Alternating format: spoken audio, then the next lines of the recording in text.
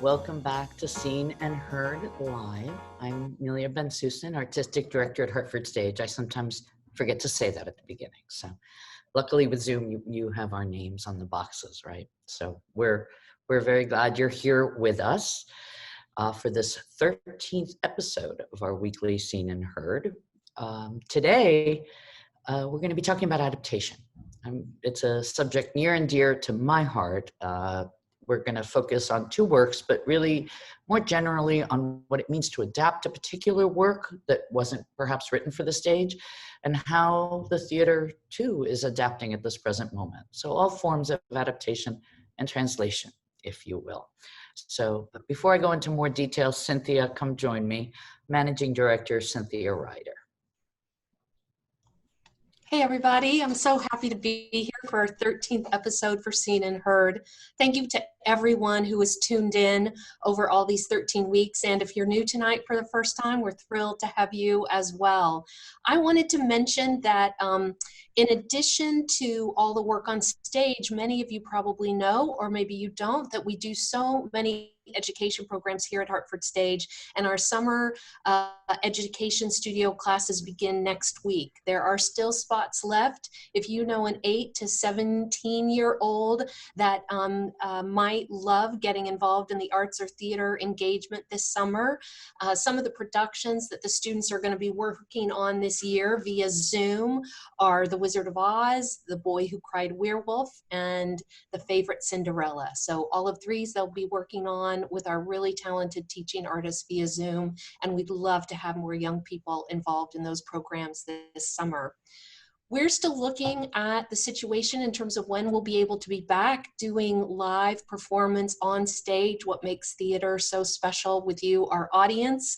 There are many exciting ideas in the works, in addition to the live work on stage that we're thinking about for the coming months, and we long to be back in our space. But of course, public health guidelines are the things that are driving most of our decision making there. So we're keeping a close eye on that. And it's your support and your tuning in to programs like this, the donations that you've made, the letters that you've written, touching base with us. All of those things is what's keeping the Hartford Stage community active and vital during this pandemic. So many thanks. Thank you for being here tonight. And I wish you an especially reflective 4th of July this week as we all continue to work for justice, equity, and freedom for all. So happy to be with you tonight. Back to you, Amelia. Thanks, Cynthia. It's a good wish. Scott, will you come on and just give us the 1, 2, 3 of chatting and involvement for all of you who are watching us? Yes, happy to. Thanks for joining us tonight, everybody. We love these conversations on Seen and Heard Live to be as interactive as possible. So there's a few ways tonight that you'll be able to do that. Please use the chat feature. If you have a comment or a question or anything like that, put it into the chat, and we will be monitoring that all night, and we'll bring your comments and thoughts to the forefront. We're also live on Facebook, so if you're watching via Facebook right now, we will monitor those comments as well and bring those to the forefront. If you specifically have a question, you can also use the Q&A feature, but those are the main components that we use on Zoom tonight, so please utilize them to be part of the dialogue. And I think that's it. Thanks so much. Thanks. So, you know, we always start with the scene. If you haven't joined us before, we always start with a bit of spoken word or sung word. And I'm really thrilled at what we're sharing with you tonight. You're very lucky. You're the first people outside of the people working on this particular piece to hear these pages. We'll talk more about the history, but for the last 2 weeks, I've had the honor to work with Kristen Greenwich and this extraordinary company at the Huntington Theater on a Zoom workshop of an adaptation of Tony Lucas's extraordinary book, Common Ground, a turbulent decade in the life of 3 families.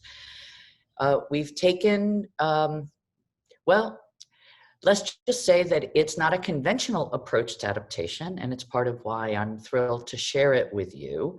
I'm going to welcome on some of our actors from the company who have so generously agreed to join us today. So I'm going to bring them all on, and we'll just talk for 1 second, then we'll start reading. So Mariana Basham, Elle Borders, Shanae Birch, Michael Kay, Shannon Lamb, Brenda Withers, Matthew Brett Schneider. Did I say that right, Matt? I never say your last name out loud. Yes, that's right. Oh, good. Hi. I would just Hi. want to see all your Shana Punam. All right. Here we go. As the actors join us, hello. We've been working on Zoom, but now you're in a different Zoom because now you're at the Hartford Stage Zoom instead of the Huntington Zoom. Doesn't it feel totally different? Don't you feel? Feel the culture of these different theaters. Completely different room. I love you guys. Hi. So what we're going to do, thank you. You guys are amazing because this is your day off from Common Ground and I've dragged you back to work on this with us. So thank you for joining us. We're going to read just a few pages. I will let our audience know, first of all, you're, as I said, the first people to hear this, and we're only giving you a sneak peek as we're really in development still. But our opening premise is really of starting, let's say in an empty theater, with these actors in the audience. And they will start, we're not reading the first few pages where they initially come on stage and start sharing why they're on stage sharing this story, right? And on that, I'm gonna do our stage directions. I'll skip around in there, so don't wait for me. You're better than I am, so just go. And I'll make my video disappear so I can see all of you and you don't have to look at me, but you'll hear me. Fair enough? But just step right on over me. Wait, yep, we're all here. Okay, all right. Thank you, and thank you too for reading some of the parts that aren't actually yours, which will be very interesting, right? We're doing a little gender bending too, but enough about that right now. Okay, here we go. So I'm turning off my video and we're beginning. And this company looks out at the audience from the stage. I love this place. And I know. And then can we get back to this point about inherent? We all want to know. Maybe some of them know they need to know, but it's still teeny in their belly deep down. Maybe. So, okay. Yes, yeah, let's go with that. Let's say they do want to know. Deep down. Down deep. Because you know why? You know why. I am all tingling ears. Why? Because it's their city too. Collective grumbles all around. There's got to be a better reason than that. A better reason? What's in it for us? If they know the truth? Me. I am a part of us and I want to know the truth. And she just said that's not enough. Shannon, that's you. Good enough for me. We'll go with that. Is that right? Yeah, you want to know the truth. All right, fine. Okay. We'll go with that. You want to know the truth. Yes. Yes. And we are assuming they want to know the truth. They look at the audience. Mezzo. Good enough for me. All right. We'll go with that. Okay. Oh, okay. Great. So then what's next? Next.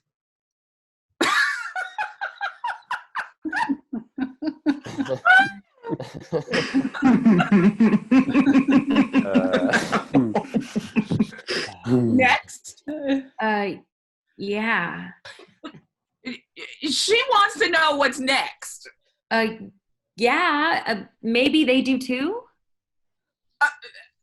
No, can't do. To get the truth, first you gotta know what came before. The sound of the projector starting up again as we see images of land, of forest, New England as it may have looked before colonization. Many books and papers fly into the space. The ensemble members pick up books and read, but as they do, they stack them and move them, walking over them and on top of them, as if playing on a series of staircases, up, down, and around. We hear snippets of the books, all snippets of key Western texts filter through the air. Simultaneously, one book makes its way through the ensemble. So trees are the truth, and the trees turn into all of these books. And if you don't mind me saying, that all kind of looks like before the before. Yeah, that's way before. All that He indicates the books.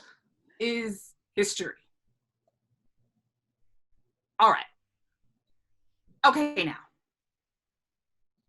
And all that Indicates the trees. is because I am showing you before that history.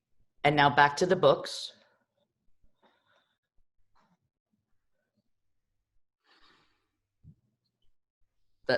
That's still Omar.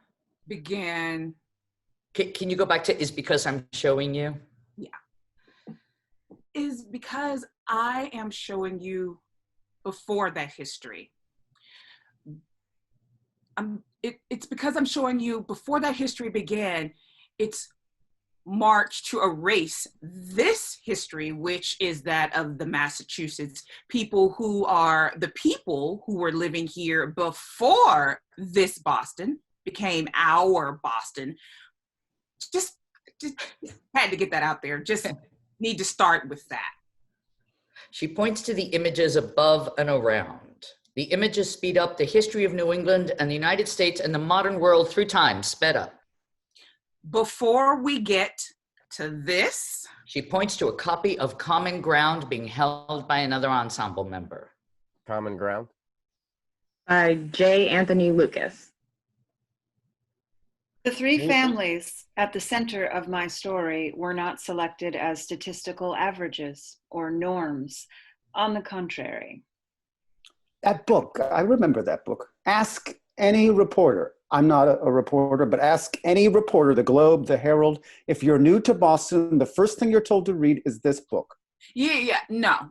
I don't want to get into with that book. Oh, sorry, Brenda, can you read Yeah. Amanda? Common Ground, a turbulent decade in the lives of three American families. Whoosh, books fly. Yeah, no, I don't want to get into it with that book. Janae takes out her phone. One critic called it the best book ever written about any city. Small city, tiny cities inside it. The best book ever written about any city in the United States. In it, Tony started out confronting America's dirtiest secret, race, only to plumb the even darker secret of class. And he managed to do so in a way that was both human and compelling. If you want to understand Boston, Common Ground is still the Bible. Craig Unger, Boston Magazine. The Bible. Michael opens a copy of Common Ground and reads. Lisa Garrity felt even more strongly about it. As she told her mother that morning, if we don't go, we're letting Garrity and all those police keep us out of our own school. I don't care if they bring the whole army in here. I am going to school. Cassandra Twyman woke that morning in September 1975, torn between fear and anticipation. Part of her wanted to pull the blanket over her head and stay there for hours, snug and secure. The divers got the assignments they wanted. Brad was among the white children remaining at the Bancroft, while Ned was to enter the primary class that fall. Thank you. We'll stop there. It's just a taste. Thank you guys so much. Sorry to throw you all into it with parts that you'd actually never even read before. So thank you. Thank you. Thank you. It's really wonderful. Kirsten, Charles, Sebastian, can you come join us and we'll talk a little bit about this process? Wonderful actors. I know it's your day off and some of you have things you need to do. So if you need to sign off, you have our blessings and our thanks. We also welcome you to stay and talk with us. So whatever works for you is utterly kosher. I don't know why I like on Zoom. This makes me more Jewish. Hi. So, what a gift we have there with Charles's backdrop. Another adaptation. I was actually thinking how I should have asked Melinda as well. That's the set from Yerma. You can actually see the yellow flowers on my piano. Yerma flowers. Yep. There you go. So for those, I don't know how many of you saw Yerma who came to Boston to see that, but let's talk about Common Ground. Common Ground Revisited. Kirsten, do we dare go into our history of this project? That alone could take the hour. Oh, you're muted. We do this all the time. We just do, you're muted. I will share with our audience that some of these actors have done their best acting while on mute. Like they've emoted, they've spoken their lines, they've done it full out, and then someone says you're muted, then you have to do it again. So, no, we don't hear you yet. It's the setting maybe because of the headphones. Charles. Let me introduce everyone too. I'm assuming everyone is family. So Kirsten Greenwich is an extraordinary playwright, Boston-based, but her work has been all over the country. I was lucky enough to work with Kirsten first 10 years ago. Is that how long ago? It was longer than that when we first started on Luck of the Irish, wasn't it? It was longer. So Kirsten and I worked, I was honored to get to direct workshops and her play, The Luck of the Irish at the Huntington. Where we both really have had an artistic home until I've gotten to be transplanted to Hartford. Charles and Sebastian are our dramaturgs. I forget your actual titles, gentlemen, but they're the conscience of the play in my mind, both of them as our dramaturgs. And we're going to, in a little bit, welcome Octavio Solis and KJ Sanchez from Quijote Nuevo, which was also a co-production with the Huntington. And Sebastian was really our dramaturg on that, especially in Hartford. It was wonderful. So that's who everybody is. And then this extraordinary cast is all Boston-based at this time, for which we're very grateful. Common Ground is, and I didn't mention this, but it deals with the Boston busing crisis. And we felt it very important to have a cast that was either, as we say in the piece, either transplanted to Boston and currently living in Boston or from Boston. So all of you folks have history in Boston, and that's been part of the process. So Kirsten, let me start with you. Can we hear you now? Can you hear me now? Yay! Yay! Okay. Adapting this Pulitzer Prize winning book, it's vast. It is. It deals with real people. It's right. It's nonfiction, and a lot of the folks in the book are still living in Boston. Right. We have generations of folks that are in the book. What's this process been like for you? It has been amazing and difficult. And sometimes I think I'm actually in love with the process of it, because I think every single time I sit down to do a rewrite, today included, I get a nervous, horrible feeling of dread and awe. And then I sit down and I do not want to stop, because there's what Tony created was a wonderful, amazing, problematic landscape of Boston in the, well, you could say the mid-70s, but what he does is he also does a history of each family. So it goes back to New England's colonial history, back to Ireland, but it is very vast, and you could easily lose yourself in it. One question that I always come back to, and that people ask me a lot, is why adapt this book? And it's a question that I come back to over and over again, is why? And I think when we began, you said it's a different type of adaptation, and I think working on it for so long, it keeps wrenching and wrenching until it keeps finding itself. Is why adapt this book? Does it have to be verbatim? I think a long time ago decided it does not have to be that, Right. and it can't be, because it'd be a 24-hour cycle play. Which And still could be. Charles, I'm not giving up that hope. You know, a couple of meal breaks and, you know, a marathon of common ground. Yeah, a marathon of common ground. But I think what's the most important is how can this particular piece of literature speak to today and speak to now? Every play, no matter what genre it is, needs to do that. How is it speaking to today's audience, the audience that's in front of us? But this piece in particular, because of those reasons, the people who were in it and we're performing it in Boston are going to be looking at it. So why should those people look at it again? Right. Including our other audiences who might have never heard of this material before or heard this history before. Thank you. That's great. Kristen and I have been working on and off on this adaptation for a whole lot of years too. Since my years are off on Luck of the Irish, I'm guessing my years are off on Common Ground, but I want to say it'll be 9 years this fall, maybe? Did we start? Yeah, it's 2011. 2011 when we started. So this has really been just a labor of love, I feel, for both of us. And Shanae goes all the way back with us too. Shanae was part of that our first version of this. Let me open it up to all of you. Come on, open your mics. I know. All of you, come on, open your mics. What's it been like? Just a few thoughts on adapting a work that we discovered many of you did not know the work before you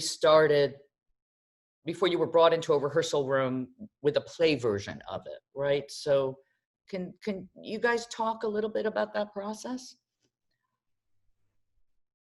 Go ahead, Elle. You look like you have a thought. You knew I had a thought. I know. I did not know the material beforehand, but I have to say, hearing and learning about the piece and its particular connections to my city, because I am a native Bostonian, was very enlightening. I learned a lot about what my parents went through with busing that they did not fully articulate to me. And I've gotten to know more, and I think I've connected with my parents more and kind of talking to them about this material because it's so relevant to the way I was educated and why they function the way they function in society. And I think it's been tremendously enlightening for me as a human. And it's been a pleasure and a privilege to be in the room on a piece like this, especially with the fabulous Kirsten Greenwich and the fabulous Amelia Ben-Susan, two of my favorite people on the planet. So tremendous. Someone want to speak about the process that you guys have been involved with? Because we've done something a little non-traditional. Charles, Sebastian. I can speak about it. So, I mean, we've done three workshops at the, we've done 3 workshops at the Huntington so far. 2 of those workshops were like traditional. We sit, 15 or 18 around a table and read through the script and talk about it. And then this third one has been on Zoom. The first 2 workshops were almost entirely separate casts, which was semi-random. It was mostly about availability. But what was so striking was that the conversation around the table was reminiscent of each other. Of when you start to talk about these stories of the city of Boston in a room of Boston actors, the things that they're in tension with on the page of like, I didn't know that about Boston, or like, what is this sort of enlightened for, I turn this corner every day and I don't know what happened on this corner necessarily, in a way that this book has part of an answer about it. Right. And so I feel like it was really those workshop processes that led to the rewrite that all of you were hearing the first part of today, where it's about a group of Bostonians saying, this is a book that has been talked about as being a way to understand the city. And we have a complicated way of experiencing that ourselves. We understand certain things and we feel the book doesn't understand certain things. And sort of trying to get all of that complexity on stage and communicated to an audience. Thank you. It's a great, you guys are playing a mix of real people and and yourselves, or a made up version of you, right? Because it's all, not to get too meta, but what we've taken is your stories and things you've shared with us and incorporated that into the work thus far, right? So Kirsten's working both with real people whose testimonies in the book, if you will, their narrative and their words are in the book, as well as our sense of history. Yeah. Sebastian, you also have been doing a lot of archival work with this. Do you want to talk a little bit about how that's all incorporated? Yeah, so we have been really lucky to get a bunch of Tony's original sort of recordings that he was making during. Thank you, Linda, if you're listening. Yeah, during these interviews. Get better, we're thinking of you. Yeah, go ahead, Sebastian. During these interviews with the families. And, you know, when you are working on anything, you can interview so many people, but not everything is going to make it into the book. So just seeing, you know, what is left out of the book versus what is, you know, used in the book, and also sort of championed or lifted up in the book has been really interesting. And it's also been really interesting to sit in on the interviews that have been done with the current cast of like, what is this process of people being interviewed to write this book? And now what is the process of people being interviewed to write this play that is about people's interviews for a book? Yeah, we're in a hall of mirrors a little bit, but it's pretty exciting. But it's you know, there's so much to delve into. And I mean, part of the process has really been figuring out what it is that is most useful to Kirsten and Melia to like actually spend time looking at, and what is most useful for, you know, the lit team and the dramaturgy team to be like, this is interesting, but like probably not useful for the play. So yeah, it's been a lot of fun. And I do think we'd be remiss to not talk about the fact that we started this at this moment, that if this workshop were in a different moment of American history, it might go in a different direction. Does anyone want to talk about that? I mean, yeah, well, Amelia, I'll say, just going back to your first question of like our process and how it's been, being part of the last round of workshops on this, and being able to be in the room and sitting around the table and be able to feed off each other, which is so much what, you know, our work is as actors. I mean, you know, Elle can say something and it completely can change the way I take in my next thing that I'm saying, you know, her playing my daughter. It can totally do that. So you know, when we made the connection to do this again, and it was going to be via Zoom, it was kind of like, I think we were all kind of like, what is this Zoom thing? How do you workshop a play via Zoom? What is that about? But what I think we found in so many moments in our rehearsal rooms, and you mentioned this even before that, we have really, the bond that we created being around the table, we've been able to create that same type of bond even via the internet, you know, a digital medium. So that's been really important to me. And I know to a lot of the other actors, because it's, I mean, you want it to not just be words on a page. You want to actually do Kirsten's work some justice. You want to like put something into it, so you have to be able to feel it. And we've actually, that just speaks to all the talented people working on this piece, that we've actually been able to feel that through this. No, speaking to the place we are in the world today. I didn't know where we were going there. I was with you. I was like, well, I'll answer her first question and then I'll bring it back to her next. You go, Ms. Lamb. You know, bringing it back to that, it's even more poignant. Just, you know, you turn on the news and you see what's going on. You walk outside your door and, you know, you feel what's going on.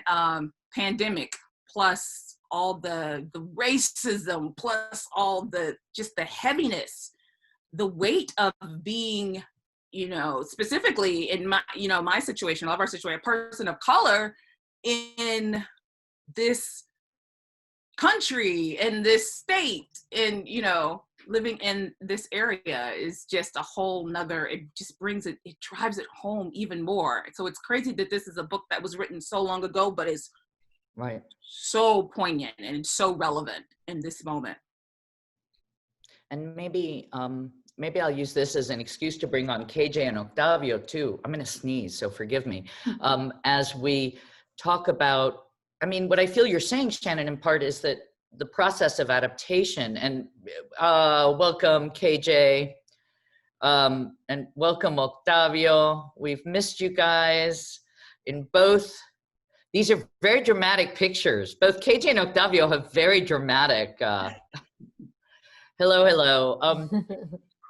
So I just want to use this as a bridge for a moment, and then I'll speak a little about Quijote Nuevo, but this idea of adaptation, and as Kirsten talks about a play needing to be relevant each time it's done, and it's the same of any work, and sort of Shannon's talking about how common ground, we're hearing lines written about the 1968 or about riots in the mid-70s in Boston, and they sound strangely familiar, right? They're echoing through the years. And so Octavio and KJ, you two have also engaged in adapting. Octavio, you've done a few, I know. So we'll focus on Quixote, but feel free to be far-ranging. I'm just very happy to see you both. I've missed having you in our theater. And I know, that Sebastian and Charles also share the work on both shows. You guys, Octavio, you had several versions of Quixote, and the adaptations in a way kept morphing, not unlike the way Kirsten's adaptations have morphed on common ground, I feel like. Well, first of all, hello, Melia. Hello, AJ. Good to see your face again down in Austin. Kirsten Greenwich, it's such an honor to be sharing this forum with you. Have you guys ever met? I don't know if we have. I know that makes me so happy to introduce you guys. I've read your material because I was on the panel that selected you for New Dramatists the year you were admitted. So we were very, very, very pleased that you made the cut. Thank you. It was, you're spectacular writer. And congratulations you all on this work and on the reading that we heard on Zoom. It was really delightful. And Sebastian and Charles, hello guys, good to see you all again. Anyway, I was, go ahead. Yeah, the play went through so many different changes because I had to adapt a massive masterwork that has, there have been many attempts to adapt it before, especially to film. And they've been huge flops. And the most, the biggest one was the one that ended up being a documentary about that flop called Lost in La Mancha, which was documenting Terry Gilliam's attempt to make it. He finally made the film, but it's come and gone. I haven't even seen it myself. But after many years, he finally got to make the movie that he wanted to make based on Quixote. So I took this challenge very seriously.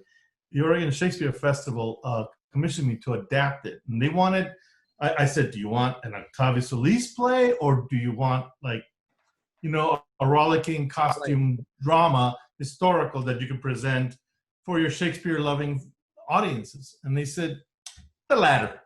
Said, okay, I can do that. I can do that too. And I took the challenge seriously. So the first thing I had to do was read the book. So I read the first really terrific English translation by Tobias Smollett back in like 1780, something like that. It was fantastic. And then I quickly read this more contemporary adaptation by Edith Grossman, who's incredible translator in her own right, who did a lot of Gabriel Garcia Marquez, right? And it's a terrific translation, more contemporary language, but they both have their merits. Once I read that, then I felt like I really needed to know the writer himself. So I read a book on Cervantes, and then a book about the times that he was writing this in, because I needed context. So I did a ton of research. And when I wrote the play, I said, there's no way that everything's going to end up in there. It's written in 2 books, book 1 and book 2, written 10 years apart, each of them like 400 pages long. And there's an adventure on almost every other page. There's a huge adventure. And it's got these novellas that are inserted in there. So I did my best, and I think I was fairly successful in capturing the essence and in many ways the letter of Cervantes, even though I was doing it in translation and writing my own dialogue.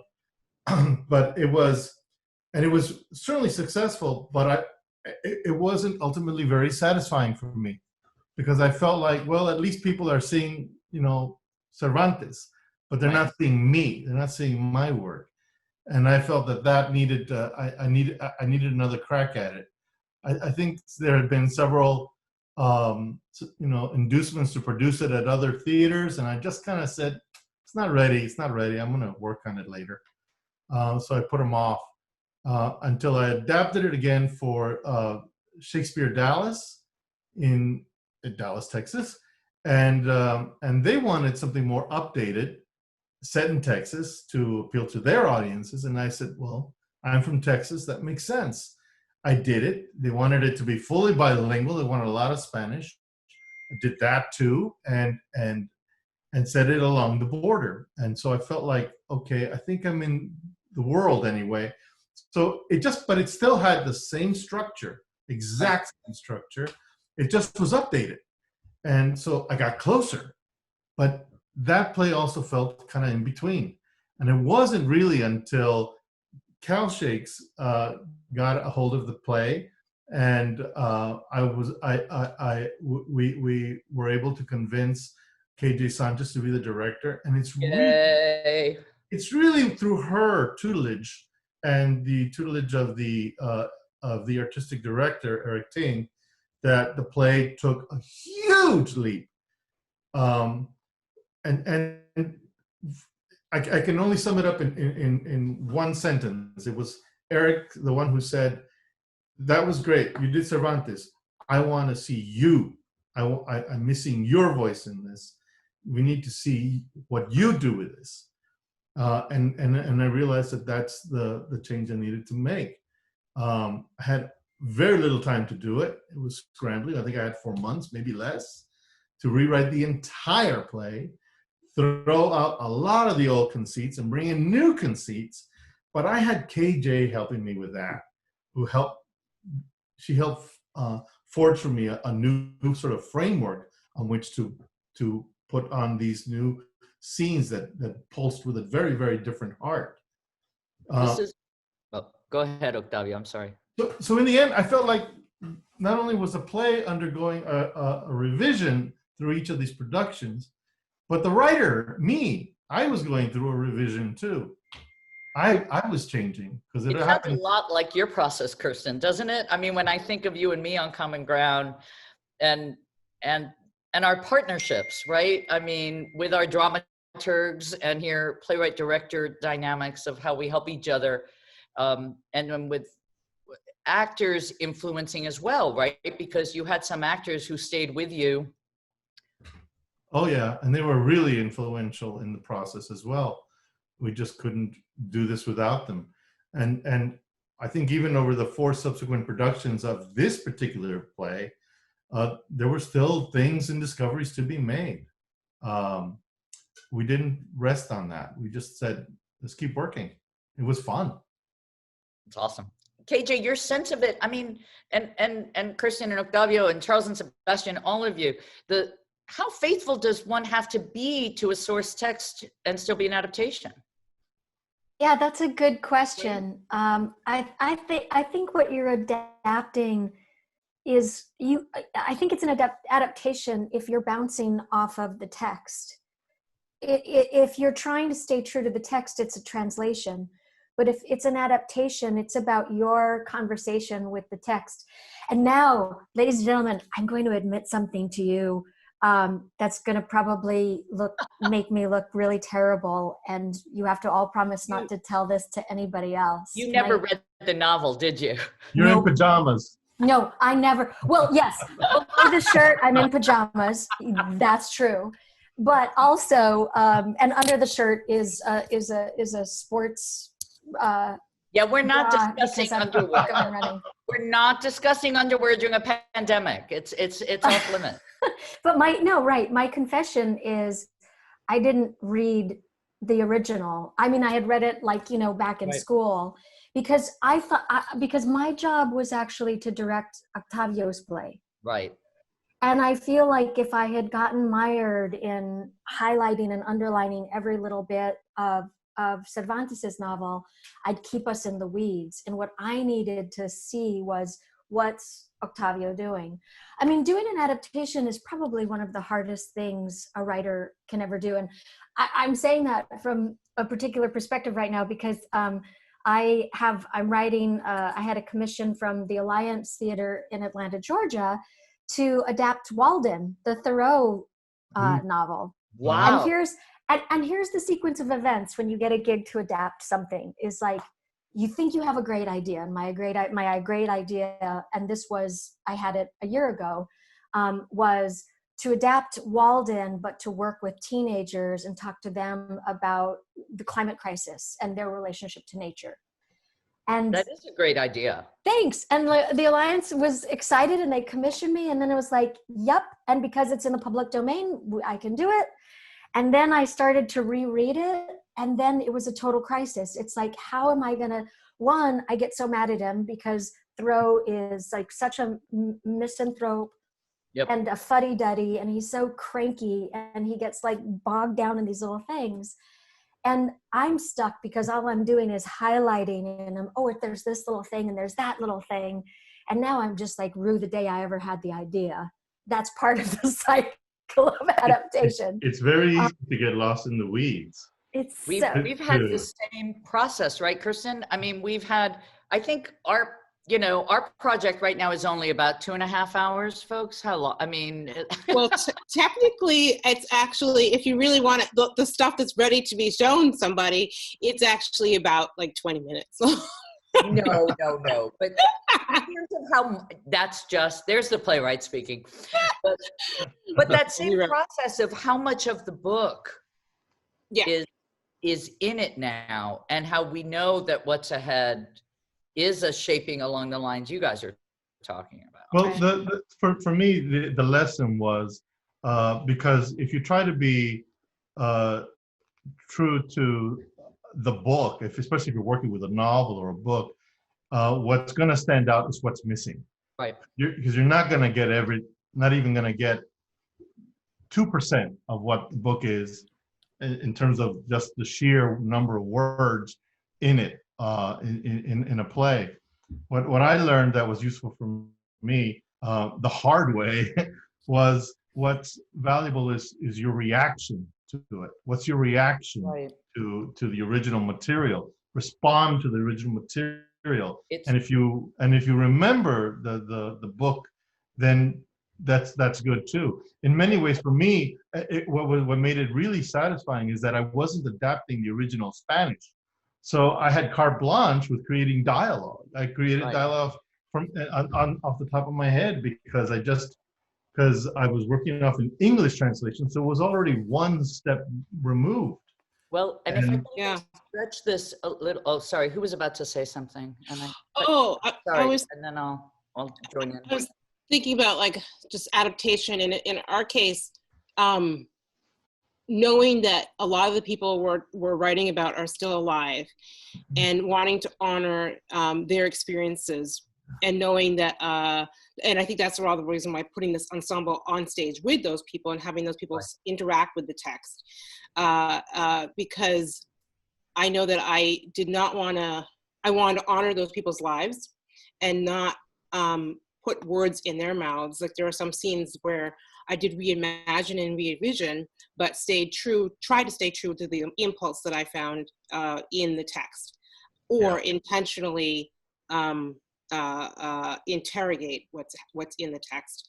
And so the ensemble characters allow me to question or lift up, as it was said earlier, to kind of question and put my spin on it. Although I've found as this process has gone on and involved a really, really brilliant literary team, like I can't say enough how wonderful and brilliant this work, that particular work has been, because we've done workshops with a cast, but then there have been other touch points where Amelia and myself and the literary team have gotten together and just worked in a room and gone through the material and had conversation. And that's allowed us to work with text in a different way and imagine and reimagine and figure out not only my spin, but I don't, in this particular process, I'm also relying on how do other people meet the text. And one of the conversations, I don't think I trust, it's not that I don't trust my own voice. It's just I'm also reliant on how does the group feel? How do individuals feel? What are other people's experiences? To get that totality that is really rich and important to what Tony was doing in his book. That's so interesting because it sounds like it sounds like this is might be a play that lives somewhere between adaptation and a documentary play, because you're capturing a moment, you're capturing today through the lens of this book. That's exactly right. But we decided, it's interesting, KJ, because you had your experience with the civilians as well. Right. Way back. And we started with some work like that. So that's a theater, folks, that does really straight documentary theater. They interview people and then they play the characters. And KJ was a key member of that company for a long time.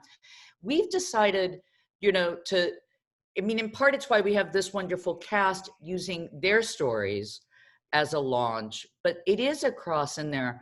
I wanted to open up to one other version of, I'll come right back to you, I promise. But just to also talk, for me, adapting is also what we do as directors, KJ. We're always adapters. We're reading for the essence of what's on the page, and we're translating it into another medium.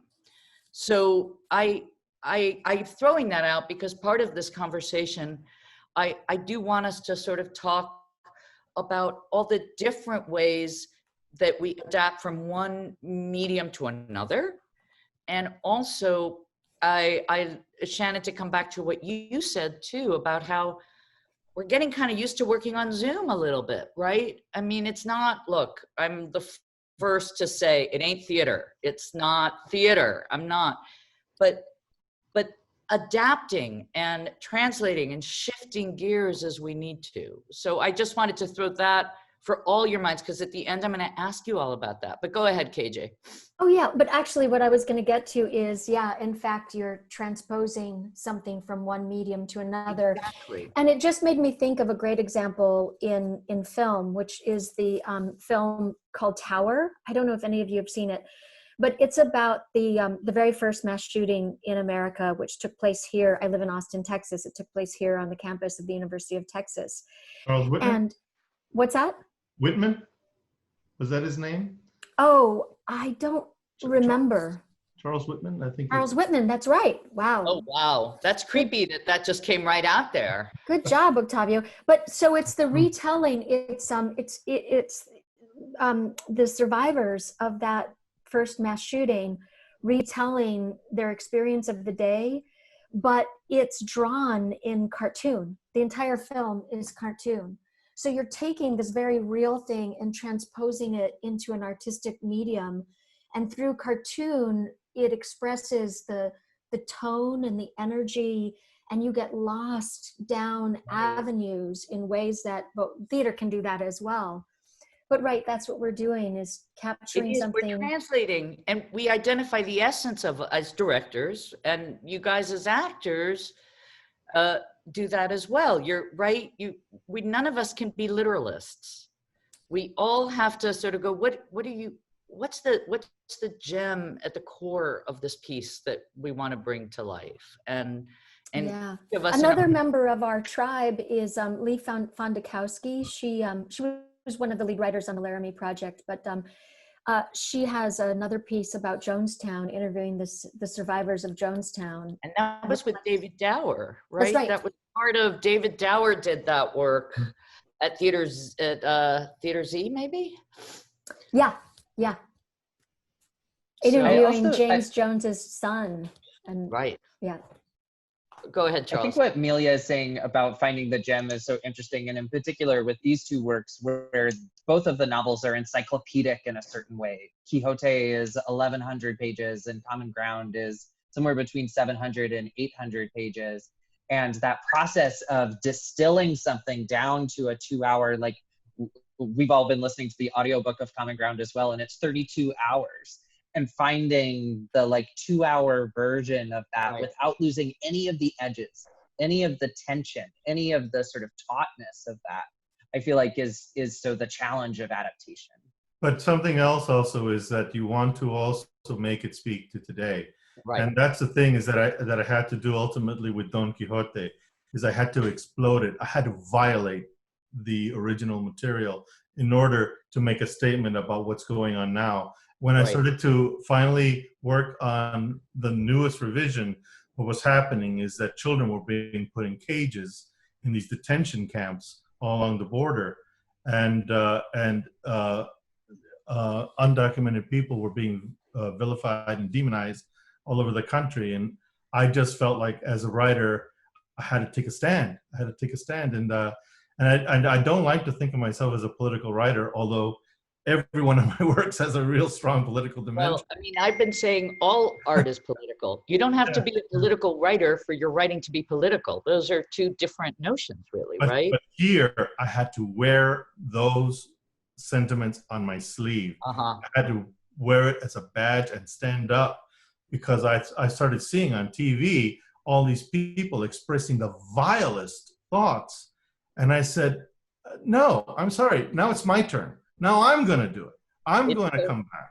I have to take a stand. Strangely familiar, given that we're working on Common Ground at a moment where the ugliness of racism in this country is once again sort of, exposed completely. I know it was never hidden, but there is something about what's happened in these last weeks and how it speaks to the work.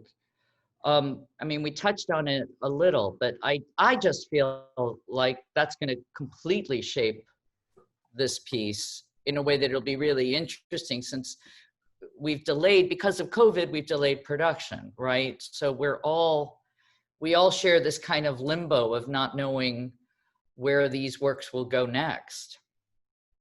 And one thing I would also add is that in the end, I just ceased caring whether the work is universal and is going to speak to the next century. If it only speaks to this time, then I feel it will have served its purpose, because somebody else will take up Quixote, Don Quixote, and relate their own message, interpret it in their way for their audiences, and that is fine. But I said, if I just try to make this universal in this like expansive sort of intellectual way, audiences are not going to engage in it the way I would like them to. Well, and so I said, every art form, right? I mean, books need to keep translating, right? When we talk about different languages, the old translations don't work, and the going from play to film, it doesn't work unless it's truly reinvented. I'm going to ask all of you to answer the next question, okay? And we're just going to pop up. I mean, I'm not going to make you. I won't make you, so don't worry. But as we talk about adaptation, and as we're nearing the end of the hour, because these hours fly by, how is the theater going to adapt? What is your hope, each of you, for how you work and for what you want to see when we come out of this? What's next for the theater? What's next for Hartford Stage? And all of you watching, I want to say watching at home, I feel like a TV talk show host every week now, but if we invite you all to add in the chat your thoughts, so that we can, at the end of this hour, instead of reading a poem as we've done in past weeks, we're going to read comments from the chat, okay? And listen to folks talking. What are your hopes for the theater and for Hartford Stage after this moment, with its twin pandemics, if you will? Anyone jump in? I want to echo a phrase Octavio said when we were working on Quixote, which was that he said that he wanted to wrest the Cervantes and bring it into the current moment, into the current community. And I think moving forward, something that I would love for theater and for Hartford to continue doing is allowing communities to tell their own stories. I think both of these adaptations were really focused on that. I mean, look at the cast. Like with Quixote, we had an all Latinx cast, and with Common Ground, we have an all, Bostonian. Everyone has connections to the Boston area. So I think allowing artists to tell their own stories and to champion those stories instead of having someone else come in and tell someone else's story is very important. It's wonderful. I think adding to Sebastian, and it's like at the forefront of my mind, because I was just talking about like my plans for my public health education dissertation with my Renee's getting a PhD. my fellowship director. So my doctoral program in public health education is so fascinating at this point in time, because I started this program 3 years ago thinking about, what do the arts and culture sector have to contribute to public health and making health a shared value. And I think COVID-19 and this conversation of white supremacy, racism, police brutality being public health issues, like this idea that COVID-19 is a public health issue, it's been reactionary naturally for institutions to respond that way. But I think my dream is that it would just become a value that's embodied in how people hire and compensate artists, but also thinking about the stories that we tell. I love this focus on the art and the stories that we tell, but also in addition to that, thinking about the other ways that our organizations and institutions can embody that value of health. Thank you. KJ, thank you. You're muted. Don't be brilliant while on mute. There you go. I miss theater so much. Yeah. And it's not, I don't want to spend a lot of time being really good at podcasts because I'm in the theater, and the reason that I'm in the theater is because theater is shared experience. Theater is ritual. Theater is healing, and theater, and what you're doing with Kristen's play is right on point. Theater serves to chronicle our time and work as a bridge between people. And my hope for the future is that we just remember that we are chronicling our time and serving as a bridge between people, and we are ritual, and we are immersive, and we are shared experience. And it hurts too much to be without it, so we got to set aside all the bullshit. Amen. Amen. Yeah, I terribly missing the theater.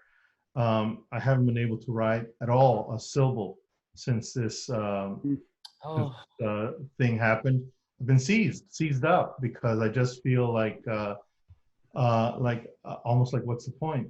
What I hope is that audiences don't forget theater, because right now, all my colleagues, all of us, what we're talking about on Facebook and on social media is the next great streaming series. Everybody's into streaming and Netflix and HBO and Hulu and all that, and I feel like it's going to be a real exercise to try to lure our audiences back.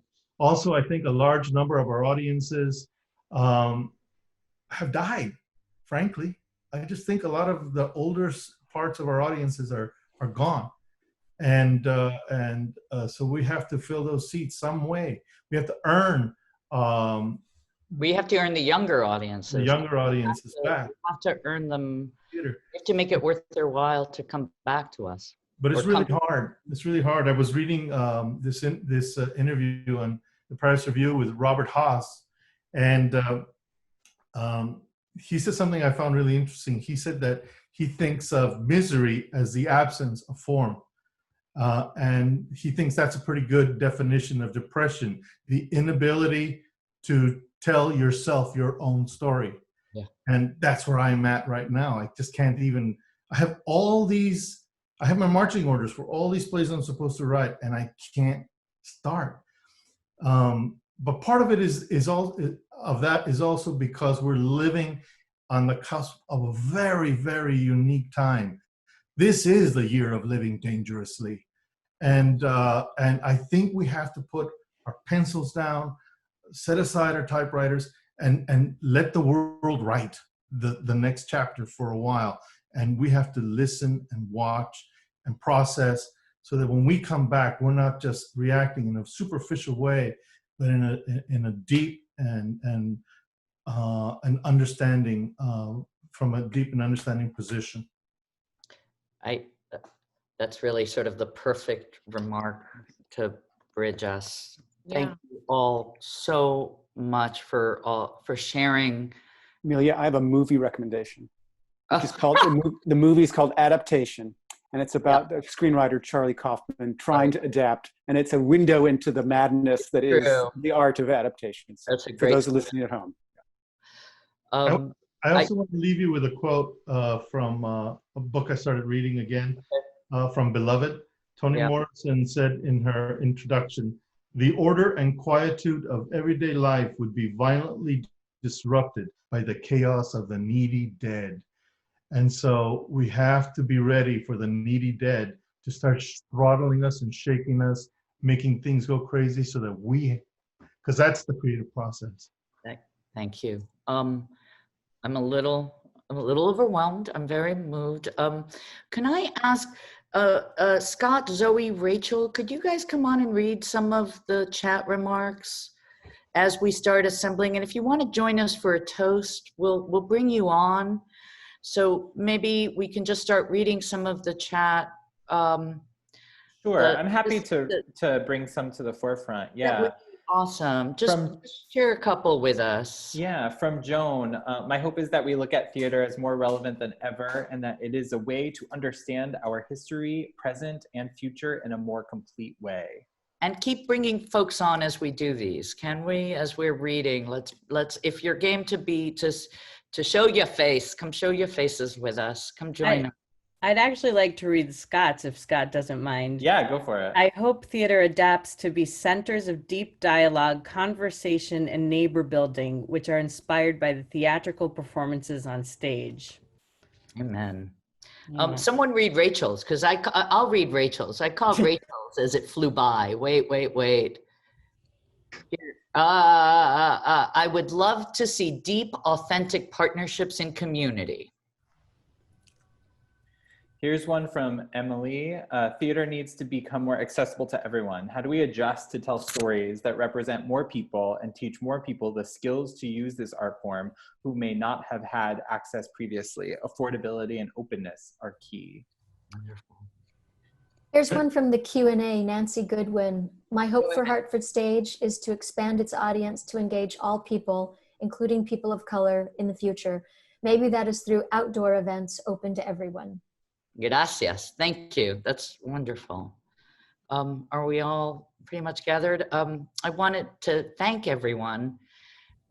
This is a transitional moment yet again for us at Hartford Stage. For those of you who saw the email announcing this week, this is our 13th week of weekly Seen and Heard episodes. I'm grateful to have some of the staff here, so I can thank you from the bottom of my heart. This was a very spontaneous, we have to do something when the theater closed. And a lot of the faces you see here just rallied we all learned Zoom, really, shout out to Scott, who became our Zoom master, not in his original job description.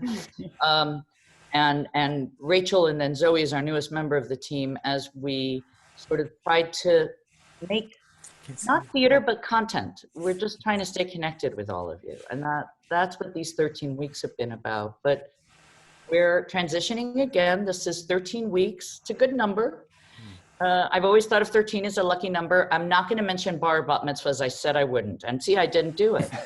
But we are going to shift to a monthly format. We'll be back on August 5th with the extraordinary Nilaja Sun, who is leading our Project Transform. Wow.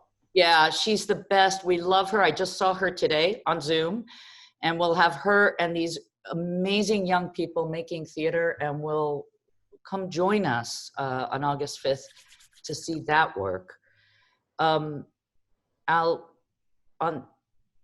I don't know what's next after that, right? We're taking this time, as Octavio said, we're wrestling with so many things, and we have to let the grief in and the loss in as we fight to stay optimistic, knowing that we will come back, not knowing fully what form, right? We just don't know. I'm going to throw out a Cervantes quote, okay? I'll end us, if everyone will raise their glass. I actually, so we'll turn to Cervantes. I have to say it in Spanish. I love the way it sounds in Spanish, so forgive me, and then I'll say it in English. Confía en el tiempo, que suele dar dulces salidas a muchas amargas dificultades. Bravo, no? So trust in time, which tends to give sweet endings to many bitter difficulties. My translation, not the best. To the next chapter. Thank you for joining us these 13 weeks.